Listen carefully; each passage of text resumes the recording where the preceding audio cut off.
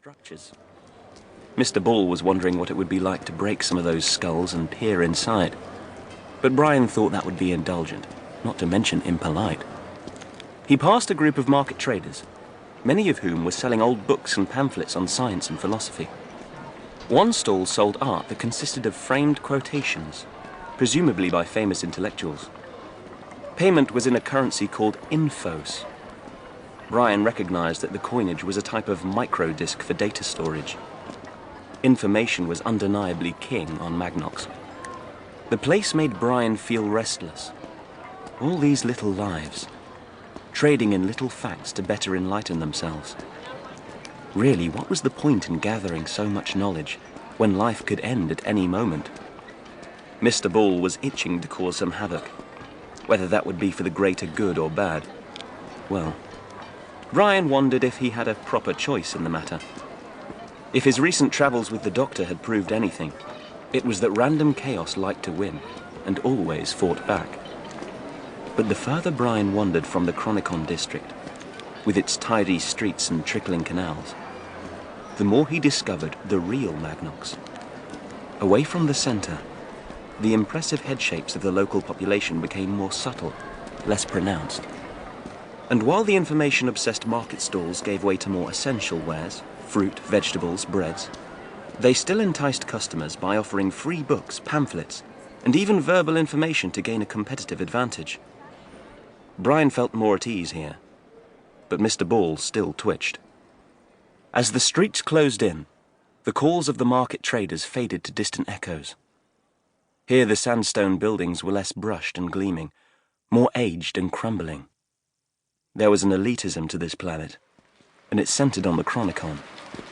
But here in the city's outer orbits, the streets bore the mark of harder lives. There was earthy talk and suspicious stares. And somewhere down a side alley, Brian heard a disagreement. Perhaps something interesting at last. He stepped into the alley and the sounds became clearer. A scuffle, a thrown punch, a yelp of pain. There was likely some fun to be had in this direction, thought Brian, and Mr. Ball agreed. A young Magnoxan man lay in the dirt, a smear of blood on his cheek. "Even for a grunton, you've got a rank temper," he muttered. Standing over him were three humanoid aliens, hairy and bear-like with their paws clenched into fists, all intent on violence. The largest grabbed the boy by the neck and chucked him further down the alley like a rag. "You lied to us, Wim," it said. "You promised us an answer." Wim coughed up the dust, scratching his throat. "I never promised that you'd like it," he croaked. "Last chance. Where's the silver-eyed little grunter? Where is it hidden?" "In your imagination," said Wim. "It never existed. It's a myth." "Liar!" screamed the enraged grunter. "Give us our money back or you die." Brian observed the fray and contemplated whether to join in with the grunton's lynching or help the youth. Mr. Ball decided that the latter would be more satisfying. Brian marched forward. As the gruntons heard the approaching footsteps, they turned to face the gatecrasher.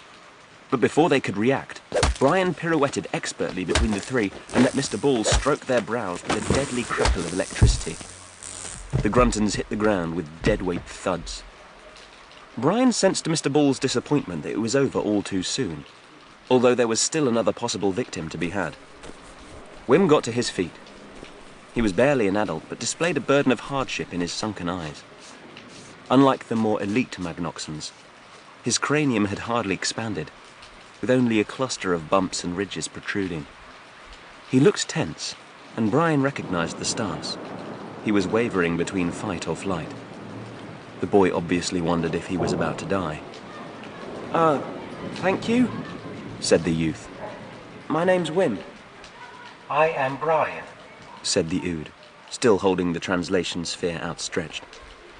"Mr. Ball would like to continue with the fun, even though you haven't done anything worthy of his attention. Not yet, anyway." "I have to say, dropping 3 gruntons like that is mighty impressive," said Wim.